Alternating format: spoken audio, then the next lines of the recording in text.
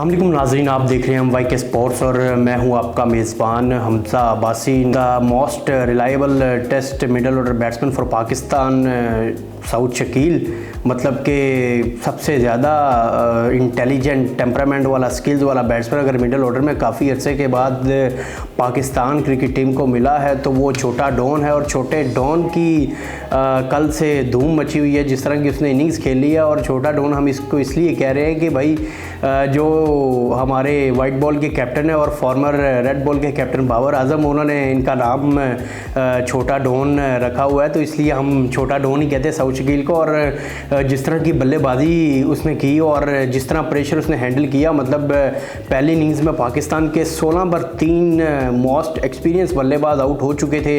Senior player थे जो जिन पर पूरी पाकिस्तान टीम बेस करती है। टॉप ऑर्डर जा चुका था पवेलियन की तरफ, उनमें अब्दुल्ला शफीक, शान मसूद जो कि कप्तान है और बाबर आजम, तीनों जो है वो पवेलियन की तरफ रवाना हो चुके थे और 16 रन पर 3 आउट थे।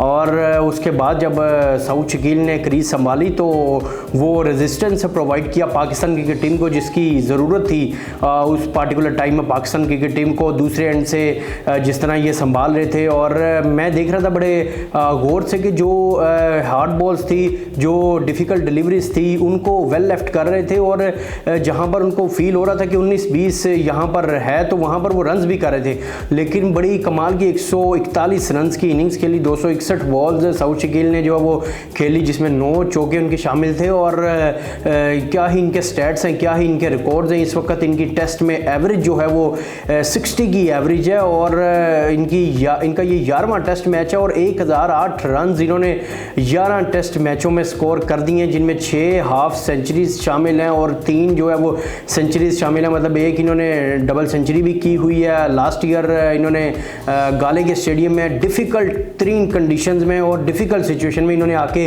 इनिंग्स को बिल्डअप किया था और वहाँ पर इन्होंने 208 रन की श्रीलंका के खिलाफ उनके होम ग्राउंड में डबल सेंचुरी स्कोर की थी। और उसके बाद इन्होंने एक सेंचुरी न्यूजीलैंड के अगेंस्ट स्कोर की थी आई थिंक कराची के नेशनल स्टेडियम में, और तीसरी सेंचुरी इन्होंने जो है वो बांग्लादेश के खिलाफ पहली इनिंग्स में जो स्कोर की। मतलब कमाल की बल्लेबाजी और इस खिलाड़ी में वो स्किल्स हैं, वो टेम्परामेंट है, वो इसमें गेम अवेयरनेस है, किस तरह इनिंग्स को लेकर चलना है, किस तरह जो हमारे अगेंस्ट बॉलिंग लाइनअप है उसको किस तरह से डोमिनेट करना है। तो कल की जो इनिंग्स थी इसकी तो उसने तो पूरे सोशल मीडिया पर धूम मचा दी भाई। बड़े अरसे के बाद एक मिडल ऑर्डर का तगड़ा बैट्समैन पाकिस्तान को मिला और नायब कप्तान बनाने का भी फैसला बड़ा ज़बरदस्त था। ये टीम मैनेजमेंट का रेड बॉल के कोच जैसन गिलिस्पी का बड़ा शानदार फैसला था इसको नायब कप्तान मुकर्रर करना। और इसके साथ ही साथ जब ये बैटिंग करने आए थे कल तो उस वक्त जो पिच थी वो फास्ट बॉलर्स के लिए बड़ी साजगार थी क्योंकि ग्रीन विकेट था और जिस तरह से बांग्लादेश के फास्ट बॉलर्स डोमिनेट कर रहे थे और प्रेशर बिल्डअप था। लेकिन उस प्रेशर वाली कंडीशन से मैच को निकाल के और 448 रन तक पहुंचाने में पाकिस्तान की पहले इनिंग्स को इस छोटे डॉन का सबसे अहम किरदार है और वो किरदार सबके सामने। और सऊद शकील ने पोस्ट मैच प्रेस कॉन्फ्रेंस की तो उसमें भी उनसे सवाल हुआ कि क्या आपकी डिस्कशन चल रही थी, क्योंकि सरफराज के साथ भी आपकी बड़ी अच्छी पार्टनरशिप हुई थी लास्ट ईयर और अब जो है वो रिजवान के साथ आपकी बड़ी अच्छी पार्टनरशिप लगी। तो उन्होंने यही कहा कि बस यही कोशिश होती है कि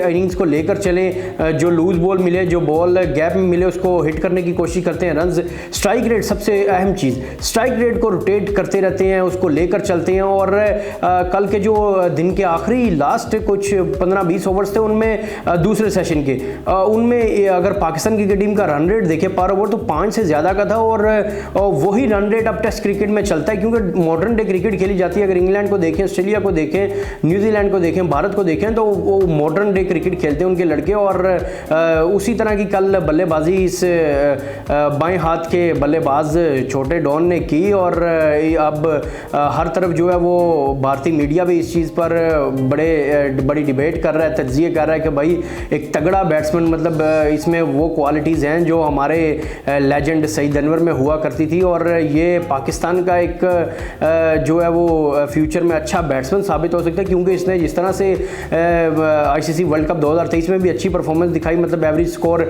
जो है वो 40, 45, 35 करता रहा है वहाँ पर भी। और लास्ट ईयर जब पाकिस्तान क्रिकेट टीम ने ऑस्ट्रेलिया का दौरा किया। जो टेस्ट सीरीज़ जो खेली उसमें भी इसने 24 लगभग या 32 रन किए और ऑस्ट्रेलिया जैसी कंडीशन पे, क्योंकि ऑस्ट्रेलियन बॉलर्स के सामने ऑस्ट्रेलिया में टिकना ज़्यादा देर इतनी आसान बात नहीं है। लेकिन इस लड़के ने अपना लोहा मनवाया और हर बंदा जो है वो आज इसकी तारीफ करने पर मजबूर है। लेकिन इसके साथ साथ हमें इसका एक और एज है, स्पिन बॉलिंग भी कर लेता है। अगर ऐसा प्लेयर हमें मिल रहा है तो हमें चाहिए कि हम भाई इसके ऊपर इन्वेस्ट करें, इसको हम लेके चलें, क्योंकि अभी नायब कप्तान बनाया गया है, इसको नायब कप्तान ही रहना चाहिए। क्योंकि अभी जो इंटरनेशनल टूर्स है न्यूजीलैंड के, इंग्लैंड के, अवेदा होम जाके ये खेले और इसको जो है वो अवेयरनेस मजीद इसको सीखने का मौका मिलेगा। और जैसन गिलिस्पी के साथ अगर ये लड़का काम करता रहा, टीम के अंदर खेलता रहा, टीम में रहा, तो ये लड़का आने वाले वक्तों में पाकिस्तान के लिए बड़े रिकॉर्ड सेट करेगा और इसमें कोई शक नहीं है। क्योंकि आप इसके स्टैट्स देखें तो पिछले मैचेस में इसके तकरीबन हर मैच में इसकी 48, 60, 80, 100 फिर 94 पर भी ये लड़का आउट हुआ है। तो इसके स्टैट्स बताते हैं कि ये लड़का आने वाले वक्तों का पाकिस्तान का एक बड़ा सुपरस्टार है। और मिडल ऑर्डर में खासकर पाकिस्तान को बल्लेबाज की ज़रूरत है, एक ऐसे तगड़े बल्लेबाज की, क्योंकि पिछले 2 साल से जो है वो पाकिस्तान क्रिकेट टीम में रेड बॉल में भी और वाइट बॉल में भी जो है वो मिडल ऑर्डर बैट्समैन उनको नहीं मिल रहा। मिडल ऑर्डर में मसला आ रहा है, क्योंकि टॉप ऑर्डर में तो बाबर हैंडल कर लेता है, फिर हमारे पास अब्दुल्ला शफीक है वो कर लेता है, फिर शान मसूद है वो कर लेता है। लेकिन मिडल ऑर्डर में जो मसला आ रहा है और वो मसला यही लड़का हल कर सकता है। इसके अंदर ये क्वालिटीज़ हैं, ये टेम्परामेंट है, ये स्किल्स है इसके अंदर। और मैंने जब कल इसकी बल्लेबाजी देखी तो भाई क्या कमाल की ये बल्लेबाजी करता है, गैप्स में खेलता है। और जो सबसे अहम चीज़ यहाँ पर मैं डिस्कस करूँगा, बांग्लादेश की फील्डिंग, मतलब कमाल की फील्डिंग यार। ऐसे लग रहा था जैसे साउथ अफ्रीका की टीम जो फील्डिंग पर खड़ी है। जो थर्ड स्लिप पे अब्दुल्ला शफीक का उनके फील्डर ने कैच लिया, वही कमाल का कैच, मतलब स्टीव स्मिथ की याद दिला दी कि भाई स्टीव स्मिथ ऐसा स्लिप पे कैच पकड़ता होता है। फिर लिटन दास, भाई उस बंदे की बात ना करें तो ज्यादती होगी। लिटन दास ने जिस तरह से बाबर का कैच लिया, भाई कमाल की कीपिंग वो करता है। और बिहाइंड द स्टंप्स जो बांग्लादेश की फील्डिंग है ना, जिनमें कीपर भी है, फर्स्ट स्लिप है, सेकंड स्लिप है, थर्ड स्लिप है, गली का फील्डर है, भाई वो कमाल की फील्डिंग है बांग्लादेश की। और कल जब उसने साउथ शकील को लिटन दास ने स्टंप किया, मतलब माइक्रो सेकेंड्स में, मतलब अपने लेफ्ट पे जाकर उसने बॉल को पकड़ा और उसने साउथ शकील को पाँव क्रीज में वापस लाने का वक्त ही नहीं दिया। भाई एक करंट जो था ना, ऐसा करंट में महेंद्र सिंह धोनी जो भारतीय साबिक विकेट कीपर बल्लेबाज थे और कप्तान भी, उनके ग्लव्स में नजर आता था। और वो करंट कल हमें लिटन दास के ग्लव्स में नजर आया। भाई उसने क्या स्टंप किया कि भाई मैं कहता हूँ अनबिलीवेबल, कि कमेंटेटर भी तारीफ करने पर मजबूर थे। और उसको दाद ना दे तो ये ज्यादती होगी भाई, लेकिन लिटन दास ने कमाल किया। और वो साथ साथ उसको मेहदी हसन को गाइड भी कर रहा था कि भाई इसको यहाँ पर बॉल करो, यहाँ पर बॉल करो। लेकिन सबसे अहम चीज़ उनकी फील्डिंग, मतलब कमाल की फील्डिंग। एक कैप्टन के साथ जो मशवरा करके और ब्रेक में उनके साथ डिस्कशन करके उसके बाद उन्होंने फील्ड सेट की और साउथ शकील को जिस तरह से लिटन दास ने स्टंप किया, मतलब कमाल कर दिया यार। आपने महेंद्र सिंह धोनी की याद दिला दी हमें कल, कमाल की उसने कल कीपिंग की, कमाल की फील्डिंग थी बांग्लादेश की। और इसके साथ ही साथ अगर पाकिस्तान क्रिकेट बोर्ड और पाकिस्तान क्रिकेट टीम की मैनेजमेंट और कप्तान जो है वो अगर साउथ शकील को लेकर चलेंगे, इनको टीम में प्लेइंग 11 में खिलाते रहेंगे, इनको इंटरनेशनल टूर मजीद करवाएंगे, तो यही लड़का पाकिस्तान का कल को एक बड़ा बल्लेबाज मिडल ऑर्डर का माना जाएगा। पूरी दुनिया में ये डोमिनेट करेगा।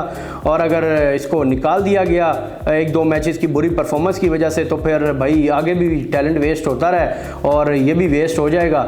लेकिन बस फिर अल्लाह ही हाफिज़ पाकिस्तान क्रिकेट का। इसी के साथ अपने मेज़बान हमजा अब्बासी को इजाज़त दें। वीडियो अच्छी लगी लाइक करें, चैनल को सब्सक्राइब करें, शेयर करें। मिलते हैं अगली वीडियो में। शुक्रिया।